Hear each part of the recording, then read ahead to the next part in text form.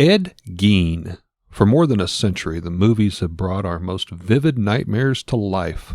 Often the fear is conjured from fantasy, from imagining the unimaginable. But it's even more frightening when the demons are real.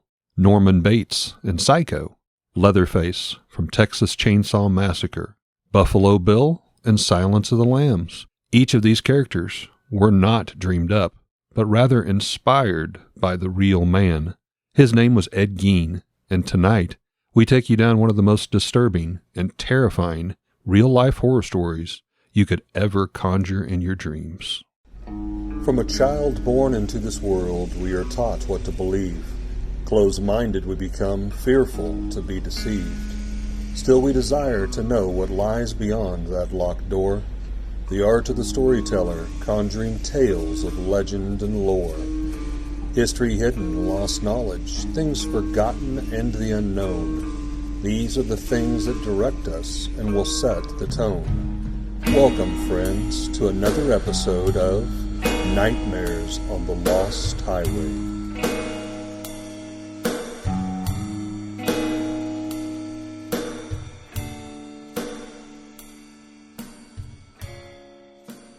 Now, I do want to say before we go too far down this particular road, this one's going to be a little gruesome. So if you have a problem with morbid imagery, we're going to touch on murder. We're going to touch on body mutilation. We're going to touch on grave robbing, and you know, if you're torture, if you can't handle the Texas Chainsaw Massacre and movies like that, this may be one to skip. And I will say, and we are listening to our listeners, we have had many requests to start picking up and doing more serial killers. So this is yet another installment of what you guys have requested. Well, and like you said, unfortunately, we can't really label Mr. Gein as a serial killer. That's right.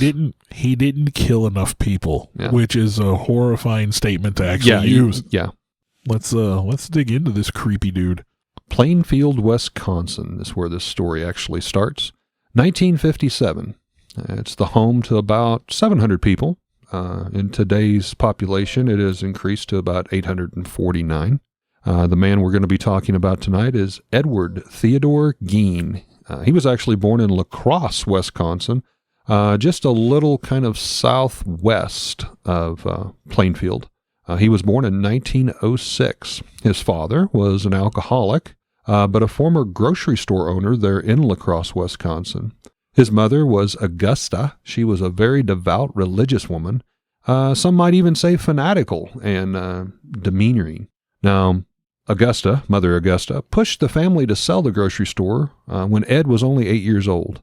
And she insisted the town was full of sin, literally like Sodom and Gomorrah. That seemed to be a sticking point for Augusta. She basically thought all women were just harlots and sluts. Yes.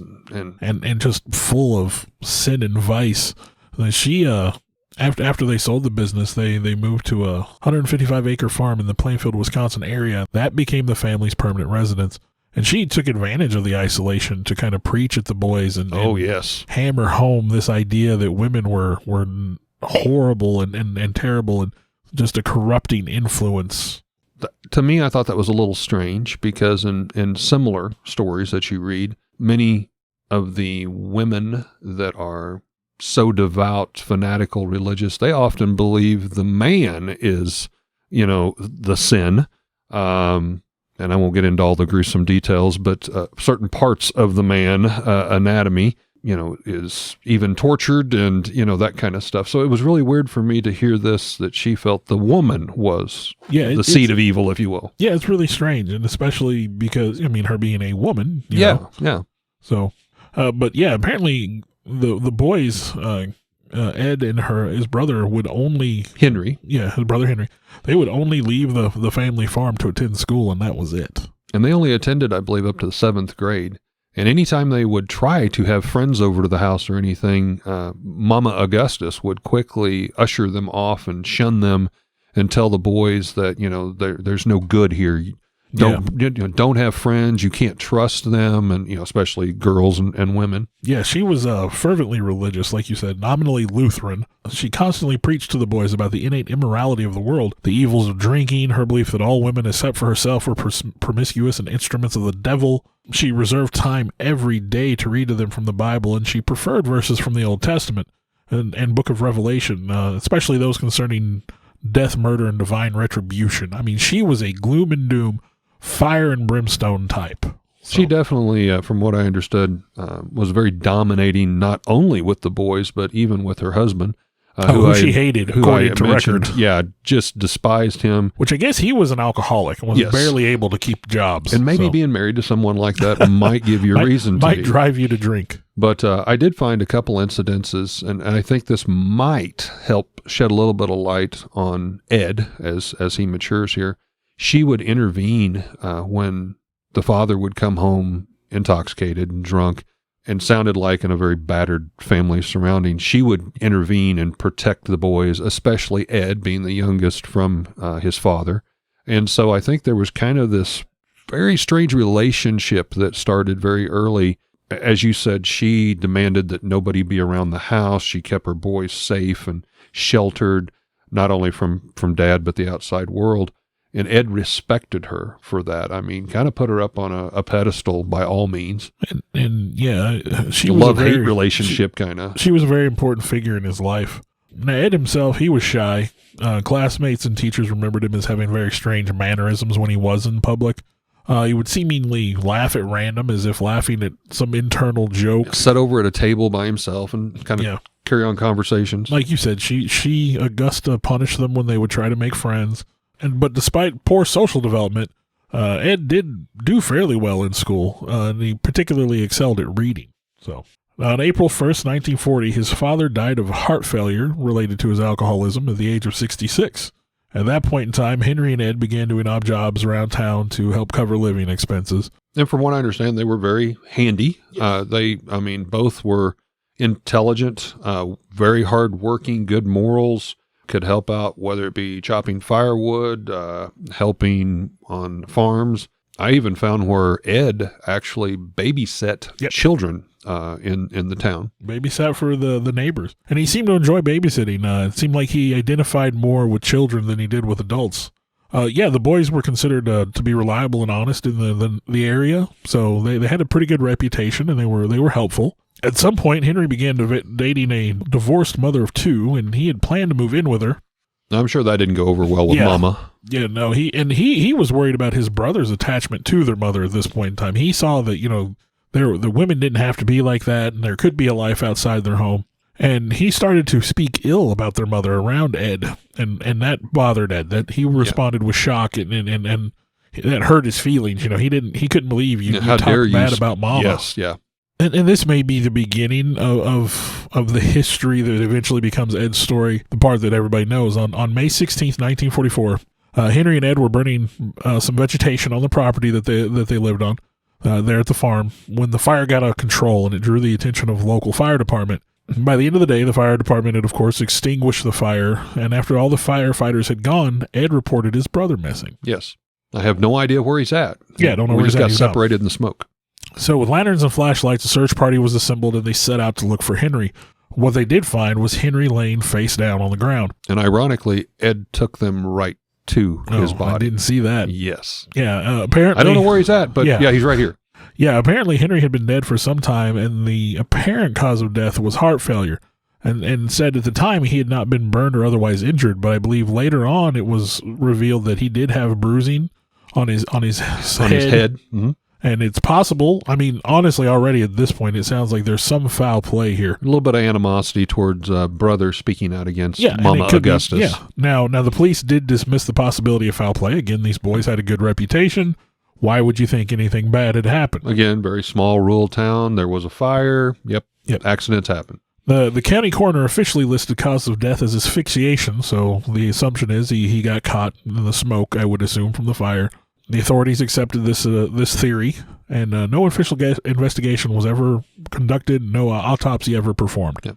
So they felt there was no reason to. Yeah, again, the boys were trustworthy. People thought they were okay, Really, Ed leads a pretty quiet life for the most part, and things go fairly uneventful, and I'm going to say that in quotes, because while Ed was engaging in certain activities during this time frame, nothing was really known. He was pretty quiet. He kept to himself. He stayed busy, did some odd jobs here and there, is my understanding. But now Ed and Mother were alone together, if you will. Yeah.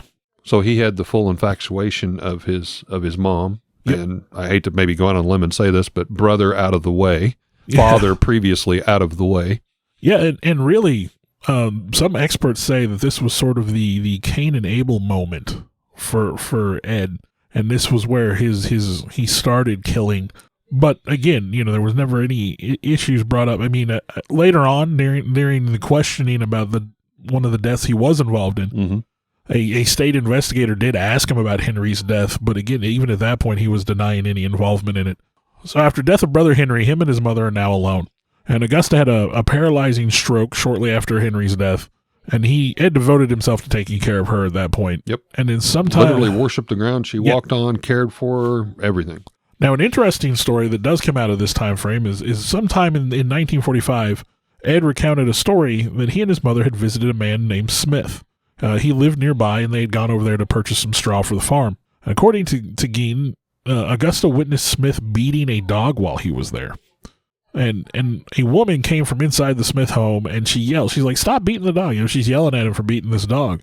And eventually Smith beats this dog to death right in front of Gein and his mother. Wow, that's dramatic. Now, Augusta seemed very upset about this episode, but what Ed said was strange is the brutality towards the dog is not what bothered her. It was the fact that there was a woman there. And Augusta told Ed that woman was not married to Smith. She had no business being there, and referred to her angrily as Smith's harlot. Back to this whole thing again. Yeah. Yes, here we go. She had a second stroke not long after that. Her health deteriorated rapidly at that point, and Augusta died on December 29th, 1945. But she was age 67 at that point. And this shocked Ed. This devastated Ed. This ruined Ed's world. He'd been dedicated to his mother, and he was a mama's boy. And obviously, I mean, you might say there was a touch of Stockholm Syndrome even, maybe? She had her entire life literally underlined his manhood. And if I may, at her funeral, this was very apparent and evident. I guess he broke down, dropped to his knees, like kicked, screamed, behaved, they said, like an elementary school child, screaming out literally for his mommy. Yeah. After her death, in the words of author Harold Schechter, Ed felt as if he had, quote, lost his only friend and one true love, and he was absolutely alone in this world. One true love. That part just is creepy. I'm sorry, that's just creepy. So Ed, he held on to the family farm, and he earned money from doing odd jobs, like I said earlier. He boarded up the rooms that had been used by his mother. That included the upstairs, the downstairs parlor, and the living room. And he left them absolutely untouched. They were pristine. Meanwhile, the rest of the house became increasingly squalid. There are pictures online from the inside of the house when he was arrested, and the house is absolutely Guys, it's like awful. The worst episodes of Hoarders that you can imagine. But no matter how bad those other parts of the house got, those rooms that he blocked off that were his mother's were pristine, perfect. Well kept. He lived in a small room next to the kitchen, was where he made his home. And he became interested in reading pulp magazines and adventure stories, particularly those involving cannibals and Nazi atrocities. Well, so the guy's interest did take a turn for the worst. He was like I said, he did handyman work, and he received a farm subsidy from the government starting in 1951. Now, he would occasionally work for local road crews and crop threshing crews, doing things that he knew. And then sometime between 46 and 56, he sold off 80 acres of land that would have been his brother's part of the inheritance. So, I mean, 80 acres is a good piece of land, even by those standards, those day standards.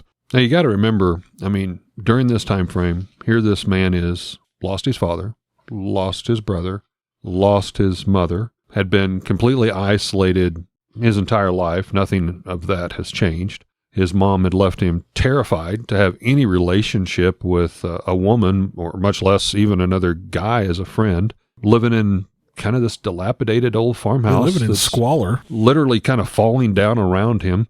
As you said, the pictures online show where he stayed there in the kitchen, and there was like a little wood-burning furnace or stove there that I'm assuming, he kind of huddled in to try to stay warm during the winters. Well, I think it's the new, the remake of the Texas Chainsaw Massacre starts with like crime scene photos of the house. And I mean, seriously, if you've seen Texas Chainsaw, you have an idea of what it looked like. And I mean that in the most disturbing way possible. I know some of the things in Texas Chainsaw are fairly gruesome. As we get down here, I've got a list of the things they found in his home. Yeah. It's awful. But again, this house didn't even have electricity. I mean, so this guy, wow. I mean, just kind of living in total isolation, watching his life crumble down around him. So the beginning of Ed Gein's downfall happens the morning of November 16th, 1957. Plainfield hardware store owner Bernice Warden had disappeared. And this was the first day of deer season, I might add, in the rural town. Yeah. A local reported that the store's truck had been driven out from the rear of the building that day around 9:30 a.m. There were very few customers that tried to come to the store that day. Some area residents believed, of course, that it was closed because it was deer hunting season. Mm-hmm. Like literally every red-blooded American male in the town was out in the woods deer hunting. Now, due to some unfortunate luck, maybe, Bernice Warden's son was Deputy Sheriff Frank Warden of the area. And he decided to visit Mom, and so he entered the store, and it was around 5 o'clock p.m. At that point, he finds the store's cash register open and bloodstains on the floor. So he told investigators that the evening before her disappearance, that Ed Gein had been seen in the store. Mm-hmm. He was supposed to return the next day for a gallon of antifreeze. And at this point in time, Ed is 51 years of age. I'll throw that in there. Now, there's a sales slip for a gallon of antifreeze, and that was the last receipt written by Warden on the morning she disappeared. That evening of the same day, Gein was arrested at a West Plainfield grocery store, and at that point in time, and I'm going to maybe say this name wrong, the Waushara County Sheriff's Department picks him up, and they decide they're going to investigate his farm. The man's doing his grocery shopping in town, and here come the police and arrest him and take him away. Yeah, obviously he's a person of interest, so they decide they're going to go out to the farm. Now, and that's when it apparently starts. Now, I'm going to say this takes a turn, and so, again, things get pretty gruesome from Warning here on out. Alert.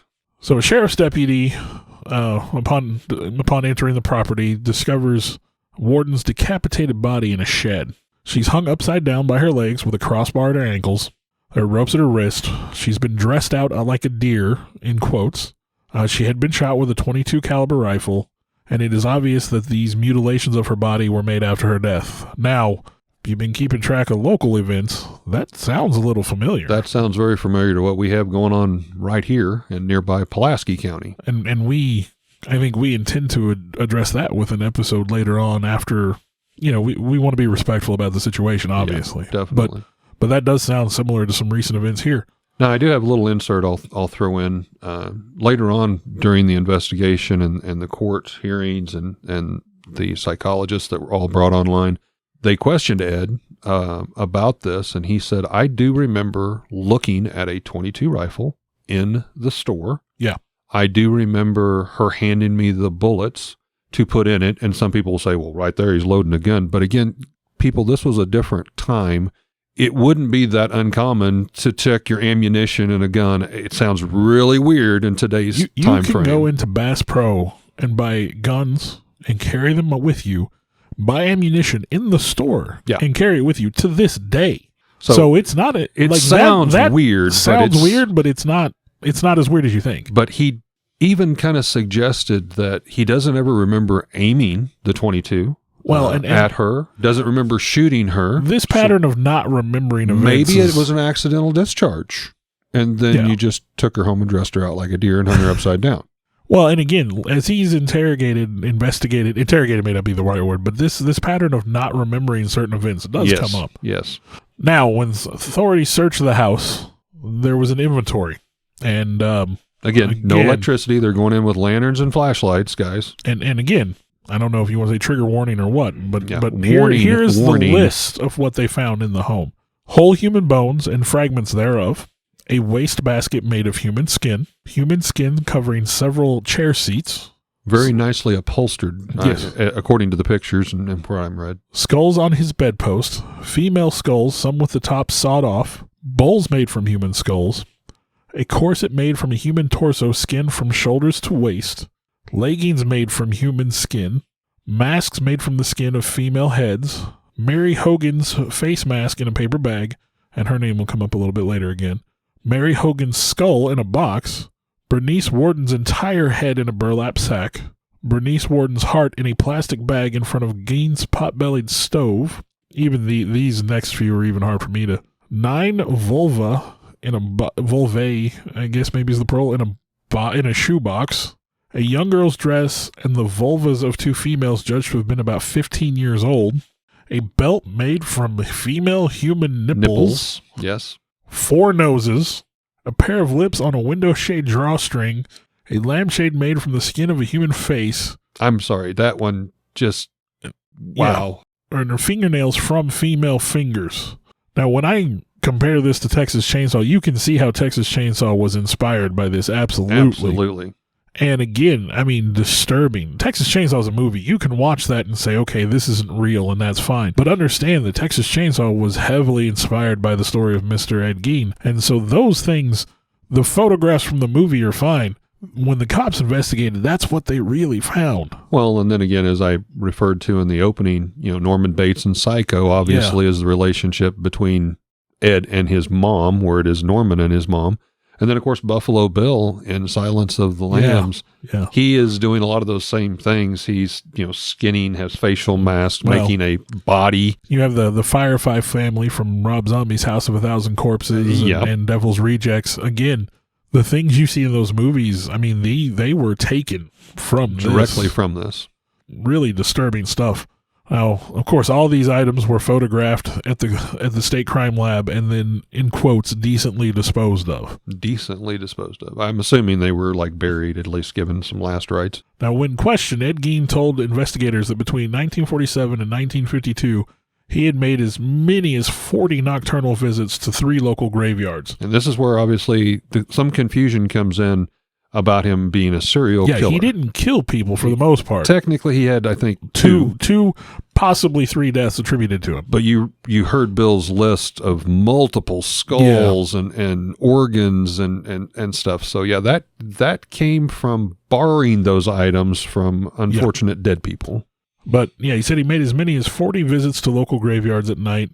And with the intent to exhume recently buried bodies while he was there. But he claimed he was in a daze-like state. Again, he wasn't in control of what he was doing. He was in a... Now, he even stated he talked himself out of it. You said 30 or 40 visits, and maybe 20 of those, he would go to the graveyard and then have conversations with himself and kind of talk himself out of it and return home with nothing. Yeah, he said on at least 30 of these trips, he came to himself while he was at the cemetery. And now, I dove into this a little bit more, and I'm like, okay... What gives? Why this? And of course, the belief is he's trying to find victims, whether dead or alive, that resembled in some way his mother.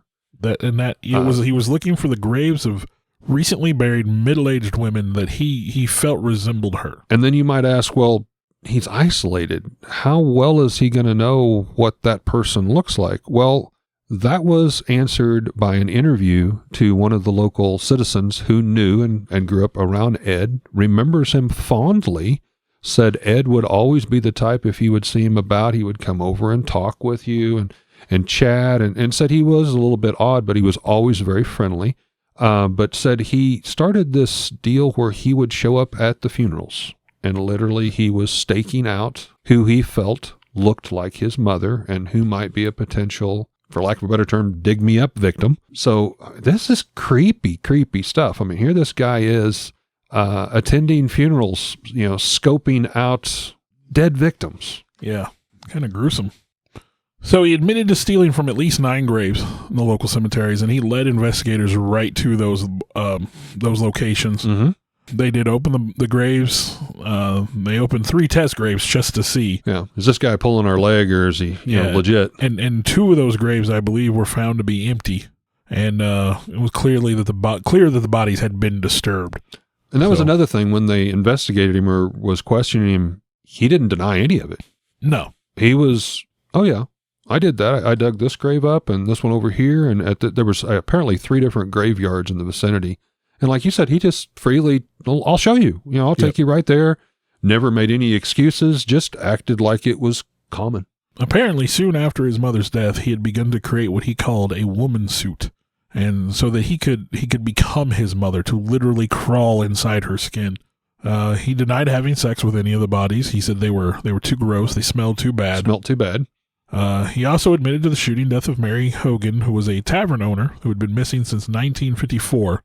And whose head had been found in his home but he later denied any memory of the details of his death. Again, he seems to black out when he actually commits his crimes. Now, there was a lot of talk about her, presumably his first victim, and she had the same build as his mother.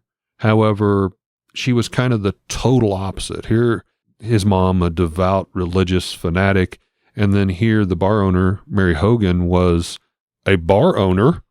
Apparently, they said she cussed like a sailor, was a very rough and gruff type, kind of the total yin and yang opposite, if you will. Yeah. So maybe that's what triggered him to kill her, was he felt that was an animosity, a total opposite of his mother. Yeah. A 16-year-old youth whose parents were friends of Gein, they reported that he said he kept shrunken heads in his house, and he described them as relics that he had gotten from the Philippines. They were sent by a cousin who had served on the islands during World War II. Well, upon investigation, these were determined to be human facial skins that he himself had carefully peeled from corpses, and he would use them as masks. Well, and one thing I don't think we mentioned, his father, while he did own a grocery store, was a tanner. Yes. So it would make sense that the boys, Ed and his brother Henry, had been exposed to that and probably had some knowledge on how to tan hides. A lot of these skins had been treated in tan, like you said, with the chairs. They would be almost indistinguishable from a leather chair. Yes, yeah. It wasn't like they were, this is going to get gruesome, but like fleshy and rotting. They were properly tanned. So he was considered a suspect in several other unsolved cases in the area or even the greater state of Wisconsin. There was a 1953 disappearance of an Evelyn Hartley, a babysitter in La Crosse, but obviously he wasn't involved in that. Again, we say he wasn't a serial killer. He technically didn't kill enough people unless you count his brother. I think a serial killer has to kill at least 3 people. Yeah, yeah. During questioning, the Waushara County Sheriff Art Shelley apparently assaulted Ed. He banged his head and face into a brick wall, and as a result, obviously, his initial confessions were inadmissible in court. And this guy, the officer, I guess, I mean, you can imagine some of the things officers walk into, but truthfully, I don't think anybody can imagine. Yeah, and especially for a small town area. Yeah, this officer obviously kind of snapped, and they even said when they went into that shed that was built on kind of an outdoor kitchen area for dressing deer or whatever, the police officers went in with a flashlight, and at a glance they shined the flashlight and saw this corpse hanging, and they thought it was a deer. I mean, it is during deer season. And then once they realized what they were looking at, they both just ran out and asked for help. I mean, they were puking their guts up and screaming. These guys weren't ready. They weren't ready for that. Well, I said Shelley, and the name is actually Art Schley. I want to correct that. Now, he did die of heart failure at age 43 in 1968 before Ed went to trial. And many who knew him said he'd never really recovered from the things he had seen. And he was still carrying that with him. And he's the one that grabbed Ed's head and basically bashed it into a wall. And he didn't want to have to testify either. He knew that it would tarnish his reputation talking about what he had done to Gein, let alone the things he had seen. Again, he's trying to put it all behind him. Yep. One of his friends is quoted as saying, quote, "He was a victim of Ed Gein as surely as if he had butchered him himself." Yeah, exactly. So November 21st, 1957, Gein is arraigned on 1 count of first-degree murder in Waushara County Court, and he pleads not guilty by reason of insanity. He's diagnosed with schizophrenia and found to be mentally incompetent, and he is subsequently sent to the Central State Hospital for the Criminally Insane. So one of the few times that the, not guilty by reason of insanity applies. Obviously, there was something seriously wrong with him, yes. Now, that hospital for the criminally insane is now known as the Dodge Correctional Institution. It's a maximum security facility in Waupun, Wisconsin. He's later transferred to the Mendota State Hospital in Madison, Wisconsin. I think about 10 years passed during his time. Yeah, 1968. Doctors talked to Ed again, and they determined he is mentally able to confer with counsel and participate in his own defense. Now, I want to intervene here. Some of the people that knew Ed in the town, again, they spoke very fondly of him. They were totally just shocked, appalled that this happened, but he had no structure in his life. So by being admitted into the psychiatric ward, it kind of gave him what he didn't have. He had, what's the word I'm looking for? routine. A routine, yes, every day that would follow. He had, set meals, bedtimes. He had people that cared for him, that looked after him. Yeah. One of the nurses, I guess you would say, that cared for him, remembers, he kept to himself there in the psychiatric ward, although they did allow them out and time to socialize. He remembers playing card games with Ed, and said later on in the years, he would just kind of sit like in the sunroom area and just stare off into nothingness. Like maybe it was all starting to click and he was understanding some of the things that he had went through and done, but it gave him that time to kind of process. And I mean, sounds like he did get better to some degree, at least. Better. And again, it could be a case, even though where they were kind of pressured to find him competent, because people want to see justice in a case like this. And that turned the town upside down. I mean, they had tourists coming to the town and trying to find the house and the locations. And one local man said that like once a week, somebody from out of town or out of state would come through and they'd stop at the local restaurant and they'd order like the Ed Gein special, not very tasteful. At all. Well, like you said, in 1968, he was found able to confer with counsel and participate in his defense, and his trial began on November 7th, 1968, and lasted for 1 week. During that time, a psychiatrist testified that Gein had told him that he did not know whether the killing of Bernice Warden had been intentional or accidental. Like we said earlier, he remembers examining the gun. Mm-hmm. The gun apparently went off and killed her. He remembers loading the gun. He remembers loading it. He remembers the discharge. He does not remember aiming the rifle at her. He does not remember anything else after that happened. So again, it's one of those, I remember these things happening, but then I blacked out. I don't remember what happened after that. And maybe in his case, if you shoot and kill something, the next step is to go and field dress it. So yeah. So at the request of the defense, his trial was held without a jury, which seems weird to me. I'm not sure. I thought we were supposed to have a jury of our peers. Right. And Judge Robert H. Gulmar was presiding. Gein was found guilty by Gulmar on November 14th. A second trial was held to deal specifically with Gein's sanity. After testimony by doctors for the prosecution and defense, Gulmar ruled Gein not guilty by reason of insanity and ordered him committed to the Central State Hospital for the criminally insane. So back into the system he goes.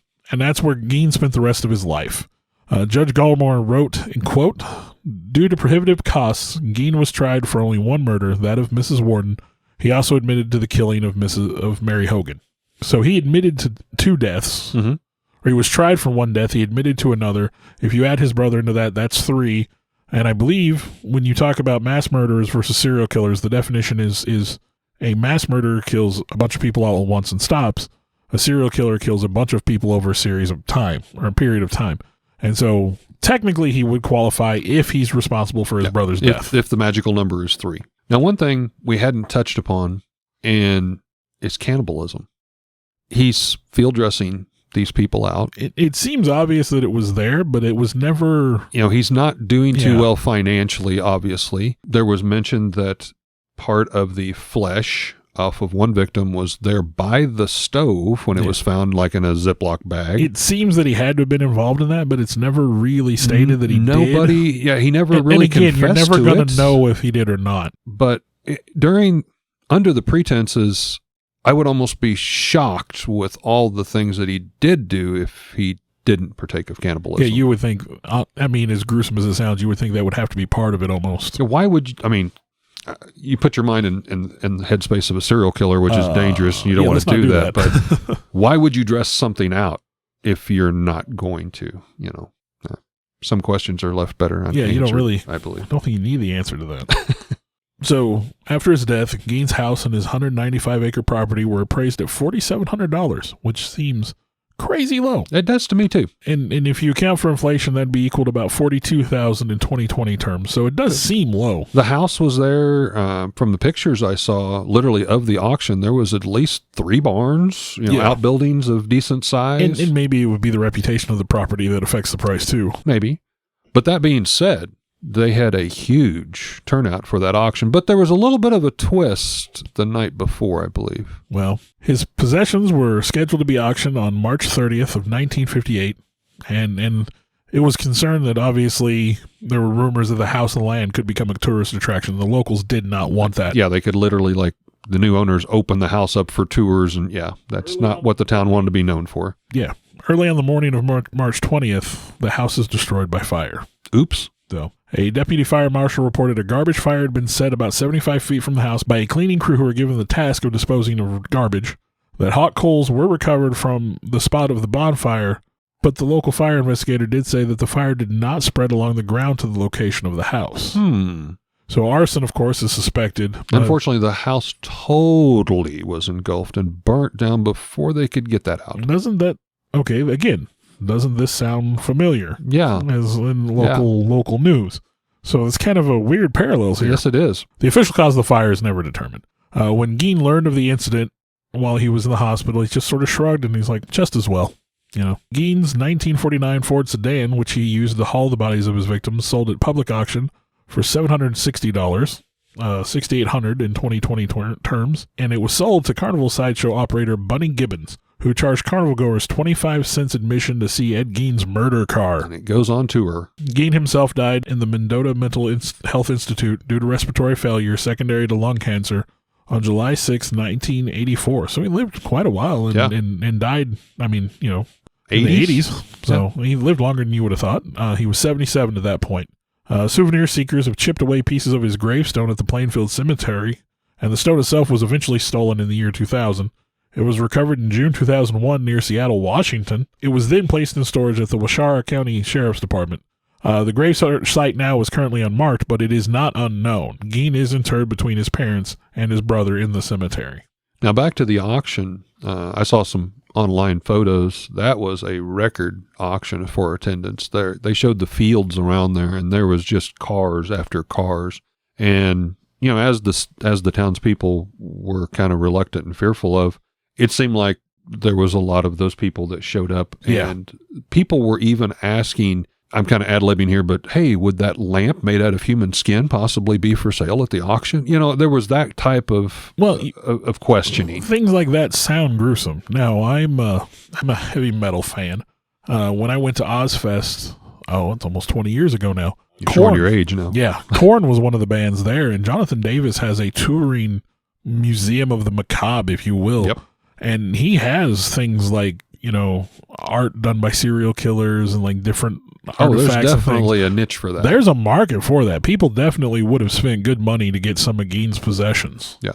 And of course, as you said, all of that the police had taken in. So obviously none of that was None of those things were going to be there at the auction. But the point was there was thousands of people there trying to buy up any little piece. So already, just years after this took place, the auction, and already, these, whatever you want to call tourist seekers, serial killer collectors were there. And, there's a lot of speculation if it was arson or not. And, quite honestly, I would say someone in the town knew exactly what happened there. Yeah. And they didn't want their town to be remembered as that. No. Even to this day, they say there's a lot of people that make that trip, and they'll drive by and take pictures of the field where the house stood, and this kind of thing, and try to find the grave.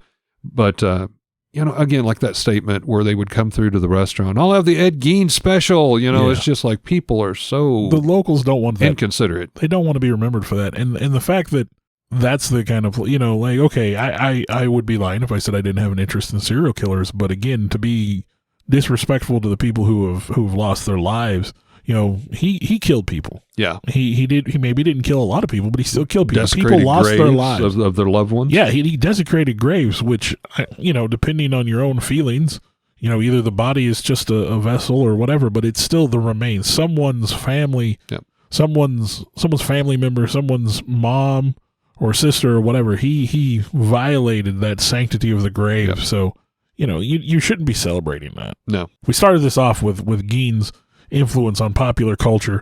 This story kind of first became popular in 1959 with the novel Psycho by Robert Bloch. And you can see he was kind of a local guy too to the area, I believe. And you can see some of the parallels between, Norman Bates and his attachment to his mother, and the fact, he kept his mom's body in the basement and all that.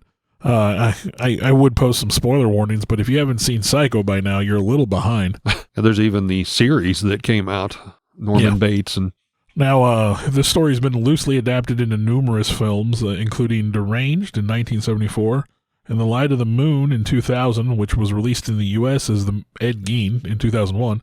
Ed Gein, The Butcher of Plainfield in 2007, and Ed Gein the Musical, 2010. The musical. What? And then obviously served to inspire Rob Zombie's House of a Thousand Corpses and its sequel, The Devil's Rejects. Yep.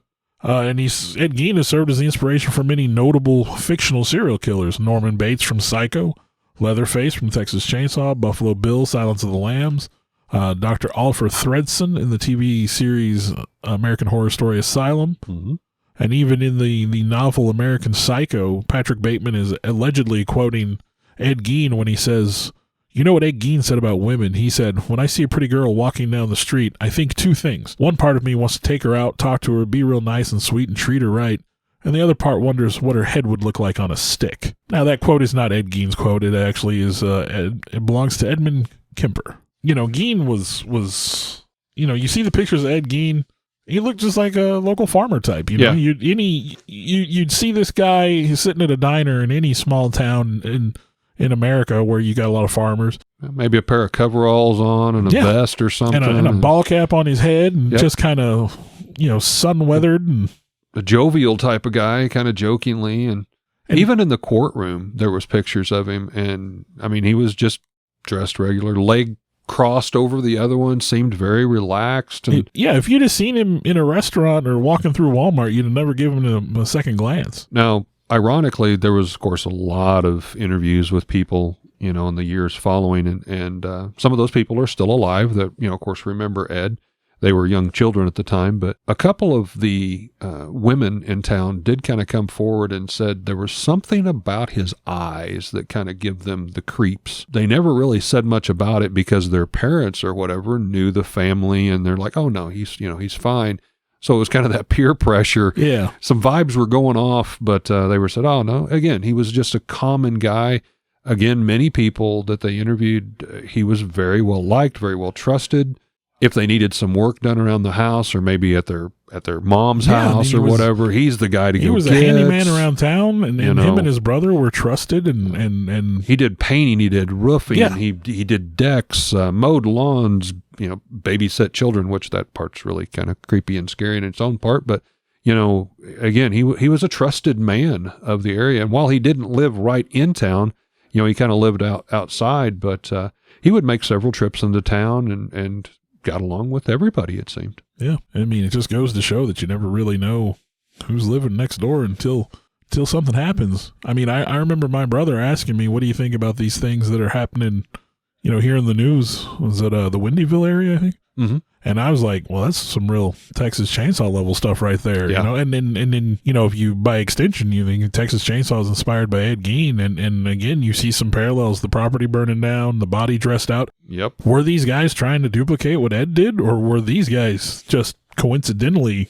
duplicating what happened? Well, as we said, maybe in time, we may get into that story because it doesn't get much closer to us than that. And That's we want to literally be like 20 miles away we want from to be us. respectful of the people that were involved. Again, people lost their lives, people Yes. lost loved ones, and it's a tragedy. But it is something, obviously, that's brought FBI to our little town here, and it's shaken all of us up in the vicinity. But I want to give a shout out to a listener here. I told my son I would do this. He goes to college up there in Columbia, and his friend Isaac Jensen apparently listens to our podcast. hey, Isaac, thank you for listening, buddy. We know at least one person is listening to us. So we just wanted to give him a shout out and let him know that we appreciate him listening. And if he can spread the good word, like we said in the last like we said in one of our earlier podcasts, we'd love to get invited to something. So the more popular we get, the more likely we can be invited. And again, we do have a Facebook page. You can find us at Nightmares on the Lost Highway, and feel free to communicate with us there, suggestions, whatever you want to share with us, share your own stories there. And we try to post a few things over there from time to time. We don't let out spoilers until we drop our episodes. Yeah. But we do kind of share a little bit more insight on our Facebook page than what we do here on the I think podcast. occasionally we put up links to weird articles or things. Saw your little alligator mutation fishtail thing. Fish-tailed alligator? Yeah. So it's a thing, apparently. Yeah, we're out there to be interacted with if you want to drop us a line. And so this is just yet another example that real-life horror stories are actually sometimes more real than what you could ever conjure in your dreams. And this is exactly what you can expect on Nightmares on the Lost Highway. Thanks for listening, folks, especially you, Isaac. We'd like to give a shout out to our first paying sponsor, Raven's Loft. That's our family shop here located in Lebanon, Missouri. It's your one-stop gaming, vintage toy, and collectible shop where you can find Star Wars, Transformers, G.I. Joe, comics, vinyl records, role-play gaming, Magic the Gathering, and so much more. We're located here at 223 West Commercial, downtown Lebanon, and also in our second location, also here in Lebanon at the Heartland Antique Mall. We'd like to thank Raven's Loft for again supporting Nightmares on the Lost Highway. I want to take a time to thank the people that helped bring this all together. Alex Tudor, you can almost call him our producer at this point.